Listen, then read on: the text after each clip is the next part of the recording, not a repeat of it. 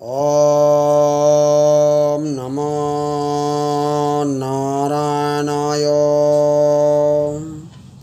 ॐ श्री गुरुवे नमः। समस्त गुरुवे नमः। गया तीर्थाय नमः। समस्तीर्थाय नमः। सर्वेभ्यो ब्राह्मणेभ्यो नमः।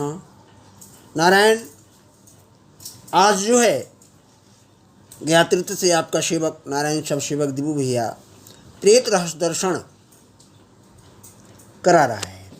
जो अल्प ज्ञान है उसके अनुसार आपको प्रेत दर्शन करा रहा है। सर्वप्रथम हमने यह चित्र जो आपको दर्शन कराए हैं विश्वरूपा नारायण का, ये नारायण ही है समस्त पितृ प्रेत गति अधोगति के मार्गदर्शक एवं मुक्ति मोक्ष दाता। और जिस गया से यह सेवक आपको यह संदेश दे रहा है वो गया का जहाँ तक प्रमाण है शास्त्र मत, गयायाम विष्णु पादाम वजम वरम तीर्थश्च पितृणाम। गया में कौन है? तो भगवान कहते हैं पद्म पुराण सृष्टि खंड में कि गया में पितरों के पितृ महापितृ रूप में वरह और गदा पानी मेरा नाम है, मैं पितृ तारक रूप में स्थित हूँ। आगे एतद् विष्णु पदम दिव्यम दर्शनाद पापनाशनम स्पर्शनात् पूजनाद्वापि पितृणाम दत्तम अच्छयम।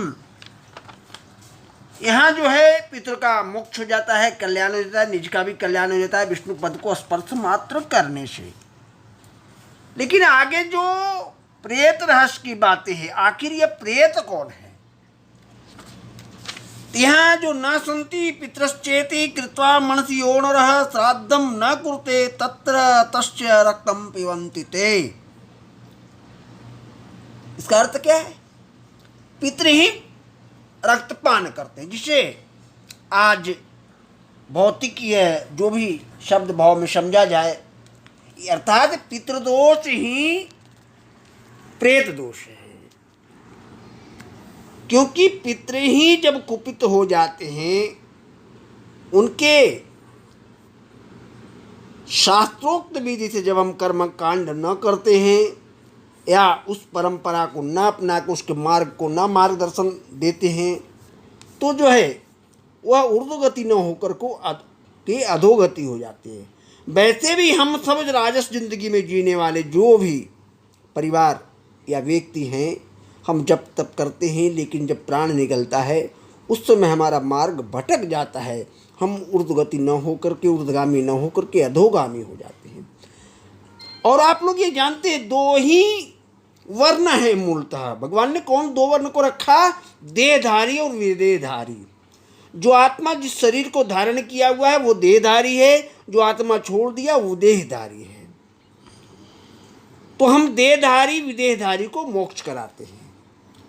अब यहाँ वेद है मोक्ष मुक्ति। मुक्ति हम खुद करते हैं अपने लिए, वह ममा यह जन्म जन्मनि जन्मांतरे च, यह जन्म पूर्व जन्म जन्म जन्म दोष निवारणार्थ श्राद्ध पूजा अमुक कार्य करना, लेकिन मोक्ष कराते हैं। अब यहाँ जो बात है पितृ दोष, तो पितृ दोष का अर्थ सीधा होता है प्रेत दोष। जो पितृ अधोगति को प्राप्त होके प्रेरणा युक्त होकर के अपने गति मार्ग प्रशस्त करने के लिए आपको बार बार किसी कारण से आपको आश्वास कराते हैं कि मेरे गति कराओ, जिसमें आप नहीं कराने पे वो क्रोधित हो जाते हैं। क्रोधित होकर रक्तपान करते हैं, श्राप देते हैं, वंशहानि, व्यापारिक, मानसिक, शारीरिक अनंत तरह के कारण अकारण उत्पन्न होता है। कभी कभी आपने देखा होगा कि कोई बीमारी नहीं, डॉक्टर सारे रिपोर्ट निकाल कर थक गए, कोई बीमारी नहीं निकला। आखिर वो कौन सा बीमारी है? अदृश्य बीमारी। जैसे आज कोरोना फैला जो कोई देख नहीं सकता, या नारायण का प्रकोप है, वो प्रकोप से कोई बचा नहीं सकता। आप बुलेट प्रूफ में रहें या किसी चीज में, उस तरीका से पितृ प्रेत दोष है। और पितृ प्रेत का दोष जहाँ तक इस सेवक को जो अल्प ज्ञान है उसके अनुसार अगर अस्थाई निवारण स्थान है तो वह गया स्थान है। गया ही है कि जो प्राण है, नाभि है, गया अभिगमनम कर्तुम शक्तो नाभि गच्छति सोचंती पितृस्य तस्य वृथा तेषाम परिश्रमः। चिंतन करते हैं पितृ की, हम योनि को भटक गए, प्रेतत्व को प्राप्त हुए, ऐसा हमारे पुत्र पौत्र नहीं जा रहा है। इस सारे जीवन में जो जन्म देके और आस किया था हमारे पुत्र हो और उसका आगे का संस्कार दिया, सब व्यर्थ हो गया। इसलिए कहा गया तस्मात् सर्व प्रयत्नेन ब्रह्मस्तु विशेषतः प्रद्यात विधिवत पिंडदान गयाम गत्वा समाहिता। गया में जाकर विधिवत पिंडदान करो।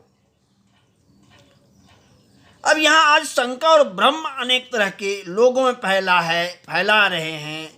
आज यह प्रत्यक्ष देखने को है, देश विदेश या आप किसी रूप में वेद और विज्ञान को दोनों पहलू में, भौतिक और वैज्ञानिक दोनों दृष्टि को आप देखेंगे, यह वैदिक तो प्रगट अपना वेद ही सिद्ध है। और हमारा जो भी श्राद्ध पूजा है वह आदि आयुर्वेद है।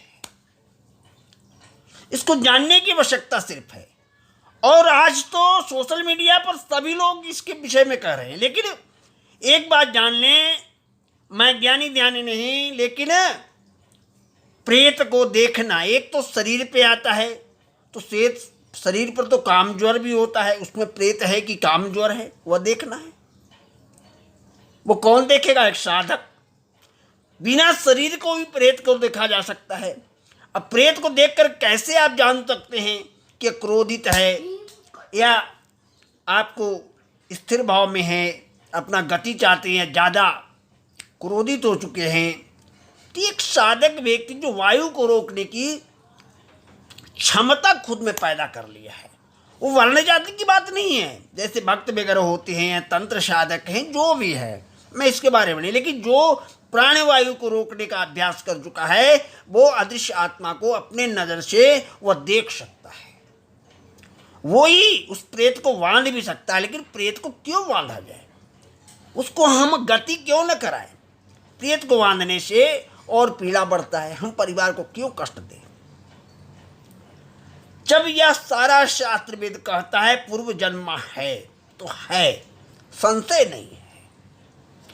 और मनुष्य योनि में जन्म लेता है। ऐसा नहीं कि पूरे 84 लाख भ्रमण करना चाहिए। अगर उचित कर्मकांड किया जाए शास्त्र मत से, ये आप देखेंगे कि कब मरा, कब श्राद्ध करना है, और गए ऐसे महातीर्थों में जब श्राद्ध करते हैं तो कैसे उनको लाभ पहुँचता है। इस सारे जानकारियाँ के लिए एक विशिष्ट लोगों से संपर्क कर जानकारी लेना चाहिए, बहाव में नहीं या भ्रम में नहीं। अब भ्रम कहने से आप भ्रमित हो। मिर्च खाओ तो तीखा लगेगा, शक्कर खाएंगे तो मीठा लगेगा। तो भ्रम का बात आप काम करेंगे, उसका लाभ दिखेगा। हमारे गया का जहाँ तक बात है तो यहाँ कोई झाड़ फूक का कार्य तो होता नहीं, अदृश्य काम नहीं होता। जो भी होता है दृश्य होता है, वो आपको कर्मकांड कराया जाता है। लेकिन कर्मकांड में ऐसा नहीं सिर्फ गया आ गए। हमारे जो बंधु, जो परिवार, जो मार्गदर्शक हैं वो कहते हैं गया जाओ और बस गया कर आओ। नहीं, गया में नहीं। अब ये जो आप चित्र देख रहे हैं, भगवान जो गदाधर रूप में धारण किए हैं, गयायाम पितरूपेण स्वमेव जनार्दन तम दृष्ट्वा पुंडरीकाक्षं मुच्यते वै ऋणत्रयात्। इस तीनों ऋण को से मुक्ति कराने वाला ही गदाधर स्वरूप है। यहाँ विष्णुपाद जो आपको पहले बताए, पद्म पुराण का मत विष्णुपद है। तो गया में धरती पर गृणाचरित मात्रेण गयायाम गौणम प्रति स्वर्गारोहणम सोपानम पितृणाम च पदे पदे पदे पदे समेत फलम गस्तो गयाम तत्फलम भवे नूनम श्राद्ध पूरित संतया। एक पद पर पितृ का स्वर्गारोहण होने लगता है। प्रेत को जब क्रिया करते हैं पितृ बन जाते, पितृ का स्वर्गारोहण होने लगता है। और एक एक पद पर अश्वमेध यज्ञ का फल मिलता है। तो जब अश्वमेध यज्ञ का फल मिलता है तो इसमें संशय नहीं है कि हमारे पितृ मोक्ष न। हाँ, यहाँ कहा है कि कुछ लोग ऐसे हैं जो इतने क्रोधित हो जाते हैं कि गया करने के बाद नहीं तो त्रिगई व आपने यहाँ, ऐसे लोगों को 3 बार गया करना चाहिए। एक बार में आराम ना मिले तो 3 बार, 1 साल, हर 12 महीने पे 3 वर्ष तक गया करना चाहिए। निश्चय ही फल मिलेगा, इसमें संशय नहीं है, लेकिन आपका श्रद्धा और संकल्प की आवश्यकता है। ओम श्रीवन नारायण, नमो नारायण। आपका सेवक नारायण सब सेवक दीपू भैया, ग्वालियर सिंधिया सरकार राज पुरोहित, ज्ञात जी तीर्थ पुरोहित। आगे भी आप हमारा यूट्यूब चैनल को आप सब्सक्राइब कर जुड़े रहें। जो भी अनुभूतियाँ जानकारी है आपको सेवक द्वारा प्राप्त होता रहेगा। और मोबाइल नंबर दिया गया है, आप यूट्यूब पर देखेंगे आपको प्राप्त हो जाएगा। व्हाट्सएप नंबर दिया गया है, संशय नहीं है। आप जो भी हमसे सेवा लेंगे निःशुल्क ही प्राप्त होगा, ऐसा कोई आवश्यकता नहीं है। श्रीवन नारायण, श्रीवन नारायण, श्रीवन नारायण।